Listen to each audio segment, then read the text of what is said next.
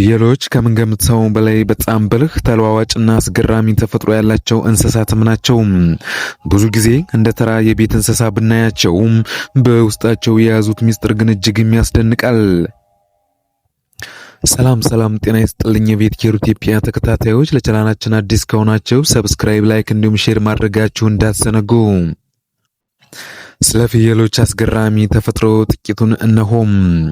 በመጀመሪያ ደረጃ የምናየው የአይን ተመራማሪዎች ሬክታንጉላር ፖፖሊስ የፍየል አይኖች በቅርጻቸው አራት ማዕዘንም ናቸው። ይህም ተፈጥሯዊ ስጦታ እስከ 320 ዲግሪ አካባቢያቸው እንዲያዩም ይረዳቸዋል። ይህ ማለት ሳይዞሩ ጀርባቸውን ማየት ይችላሉም እንደማለት ነው። ይህም ከአዳኝ እንስሳት ራሳቸውን ለመከላከል ትልቅ እድል የሚሰጣቸዋልም ነው የተባለው።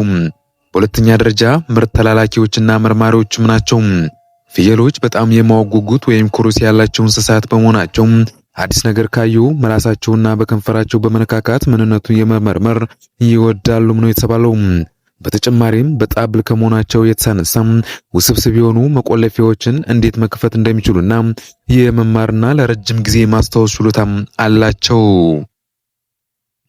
በሌላ በኩል የፍየል ጥበባት መካከል ደግሞ ገደል ላይ የመቆም ጥበብ ነው። ፍየሎች በሚያስገርም ሁኔታ ቀጥ ያሉ ገደሎችና ዛፎች ላይ መውጣት ችሎታም አላቸው። ይህ ሊሆን የቻለው ሸኮናቸው ወይም ሁፍ መሃል ላይ ለ30 እንደ ጎማ የሚስዝ ዳር ላይ ደግሞ ጠንካራ መሆኑ ነው። ይህም እንደ ተራራ መውጫ ጫማም ያገለግላቸዋል።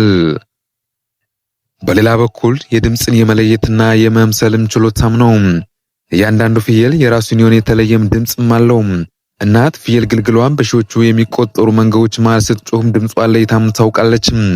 በሚገርም ሁኔታ ፍየሎች አብረዋቸው የሚኖሩት ጓደኞቻቸው ጋር ድምፃቸውን የማመሳሰል ወይም አክሰንትስ ባህሪም አላቸው። በሌላ በኩል ደግሞ የሚደነግጡ ፍየሎች ናቸው ወይም ፌንቲንግ ጎትስ ይባላል። እያንዳንዱ የፍየል ዝርያ ሲደነግጡ ወይም በጣም ሲደሰቱ ጡንቻቸው ይገታና ለጥቂት ሰከንዶች የሚወድቃሉ። ይህም ማዮቶኒክ በመባል የሚታወቀው የዘር ባህሪ ወይም ጄኔቲክ ኮንዲሽን እንጂ የፍየሉ ራሱን ስቶ ወድቋል ማለትም አይደለም። ባጭሩ ፍየል ዝም ብሎ ሳር የሚግጥ እንስሳ ብቻም ሳይሆን ተራራ በመውጣት የሚችል በአክሮባት ጎበዝ መርማሪና የተራቀቀ አይንም እይታም ያለው ነው። ታዲያ ክብራትና ክብራን ከነዚህ የፍየል በራት መካከል የትኛውስ አስገረማችሁ? ሐሳባችሁን ኮሜንት ላይ ጻፉልኝ።